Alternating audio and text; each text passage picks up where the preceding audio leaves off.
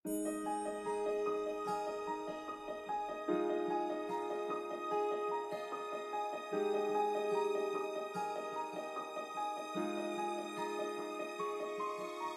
mapagpalang araw sa inyo mga kapatid. Sa araw pong ito ay atin naman pong pag-uusapan.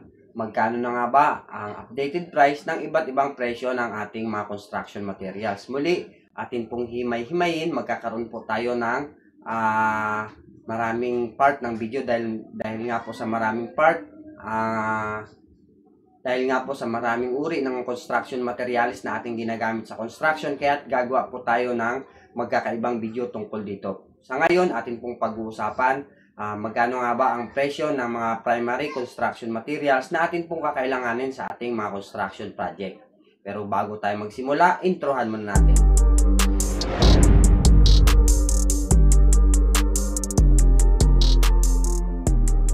Dahil nga po may inaasahan po tayong mga project na maaari pong magbukas, so minabuti po natin na mag-canvas po ng ating construction materials. So, ang ginawa po natin, tayo po ay pumunta dun sa ating supplier, no, para makakuha tayo ng updated na presyo ng materyales. So, alam naman po natin na ang presyo ng materyales sa construction ay napakabilis ng pagtaas o maaring bumaba. So, pabago-bago po ang presyo. Kaya malaking bagay po na magkaroon kayo ng updated price ng inyong construction materials. At the same time, makakapag-decide po kayo kung papasok ba ang budget ninyo sa inyong pinapangarap na tahanan o isang construction project. At the same time, kung ikaw ay isang contractor, no, ma-update mo rin para malaman mo yung updated price, no, ma-adjust mo yung budget ng inyong construction project. So sa araw pong ito, atin pong pag-uusapan ang isa sa pinaka-importanting construction materials na atin pong kakailanganin para sa ating construction project. Ito ay ang deform bars. Ang deform bars po ay may dalawang grade, no, na kadalasan ginagamit sa ating mga construction project. So ito yung grade 33 at ang grade 40. So very common po sa construction project, no, ang kadalasan talagang ginagamit ay grade 33. So, ang haba po nito ay kadalasan po ay 6 meters. So, very common po yan. Although may iba't ibang haba naman po ng mga bakal na available po, lalong-lalo na sa mga malalaking supplier. Pero ito ang common na nagagamit na haba ng ating mga deform bars, at yan din po yung mga available na sukat sa hardware. So, sisimulan po natin sa deform bar na digis o number 10. So, ang halaga po ng deform bar na grade 33 na number 10 is 128 pesos po. Ang kasunod po niyan ay ang deform bars number 12. No? Ang halaga po ng deform bars na number 12 ay 180 pesos. Ang kasunod po niyan ay ang deform bar na 6 meters ang haba, number 16. Ang halaga po is 322. At ang kasunod naman po niyan ay ang deform bar na number 20. So, 6 meters pa rin po ang haba. Ang halaga po niyan sa kasalukuyan ay 520. So, susunod naman po natin ay ang deform bar na grade 40. So, deform bar grade 40, ang halaga po ng deform bar grade 40 na number 10 ay 147. So, ang kasunod naman po niyan ay ang deform bar number 12 na grade 40, 6 meters pa rin po ang haba, is 210. Ang kasunod naman po ay ang deform bar number 16, 6 meters pa rin po ang haba, grade 40. Ang halaga po niya is 372 pesos. Ang kasunod naman po natin ay ang deform bar na de 20, 6 meters pa rin po ang haba. Ang halaga po niya ay 580. So, isama na rin po natin, no, yung GI wire. Ang presyo po ng GI wire ngayon, no, number 16, ang kabuuang timbang po, bali isang rolyo po siya, is 20 kilos. So, ang halaga po niyan is 920. Ang kasunod po ay ang ating phenolic board. So, sa phenolic board po ngayon, no, ang size po na una po nating babanggitin dito ay ang phenolic board. Ang size niya po ay 1/2. So, ang halaga po ng Pinolik board na 1/2 ang size, ang brand po niya is GCC. So, ang halaga po niya is 500 pesos. Next po ay ang 3/4 na Pinolik board. Ang brand po niya is GCC at saka BWP. So, ang halaga po ng 3/4 na Pinolik board is 800 pesos. Kasunod na po ngayon, no, ito po yung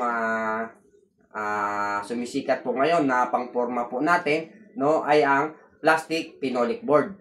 So, ang plastic Pinolik board po natin, no, may tatlo po siyang sukat. So, may 12mm, may 15mm, at 18mm. Ang brand po niya is MC PP Hollow board.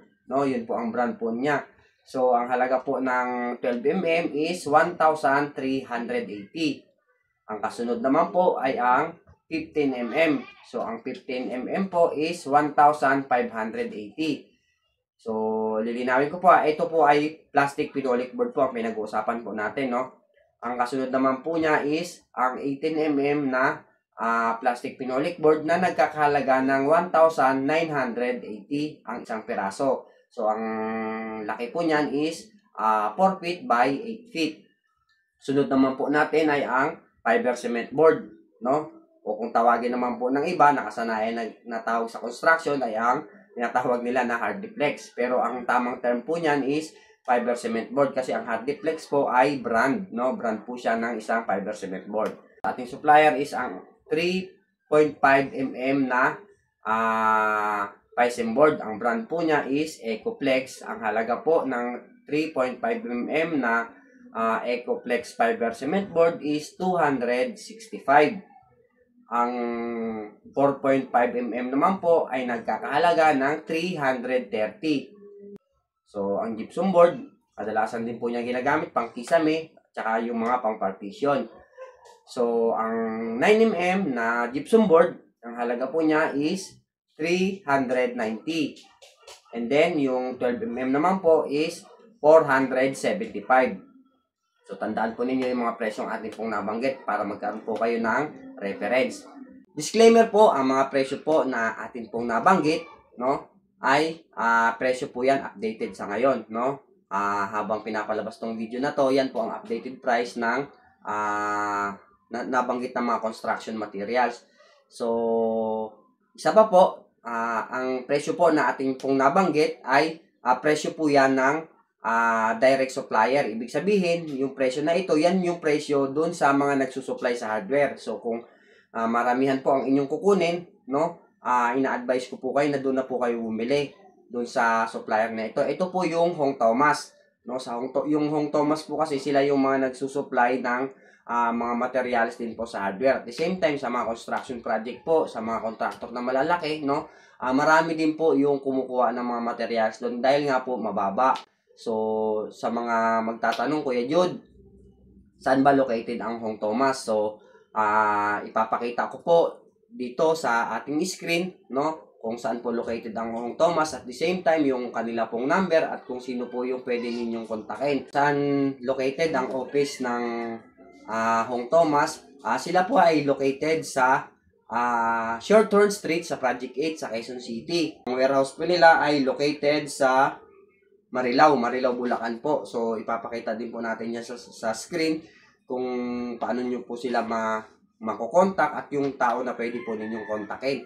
So, sabihin nyo lang po na napanood nyo po ang video na ito sa video ni Kuya Jude, no, para ma-assist po nila kayo. Paalala po, no, lagi po kayong kumontak sa kanila tungkol sa presyo, no? Kasi po, yun nga po, dahil nga po sa inflation ngayon, no, mabilis po ang pagbago ng presyo. May time po na mabilis tumaas ang presyo, may time naman po na mabilis ang pagbaba. Pero sa ngayon po, dahil kasalukuyan po na tag-ulan, so expected po natin na mas mababa ngayon ang presyo ng ating mga construction materials. Sa muli mga kapatid, kung kayo pa po ay hindi pa po nakasubscribe sa ating YouTube channel, so pa-subscribe po sa ating YouTube channel, pa-support na lang po, pa-like and share ng ating mga video. At the same time, pa-follow na rin po ng ating FB page, no, Jude Rios, sa Facebook, no, para po maging updated po kayo at masundan po ninyo yung ating mga video regarding sa construction. Sa mga kapatid pa po natin na kayo man po ay may nais na katanungan at kung saan man po kayo ngayon habang pinapanood nyo itong video na ito, mag-comment po kayo para malaman din po natin kung hanggang saan nakakarating ang video natin ito. At sa muli mga kapatid, maraming salamat po. Dalangin ko po na ang video pong ito ay nakatulong muli sa inyo, lalong-lalo na po sa mga naghahanap at wala pang idea kung magkano ngayon ang presyuhan ng ating mga construction materials. Ini-invite ko rin po kayo na sundan po ang ating video, no? At may mga video pa po tayong gagawin regarding sa updated price ng ating mga construction materials na ating kakailanganin. Muli, ito si Jude Rios. Thank you and God bless.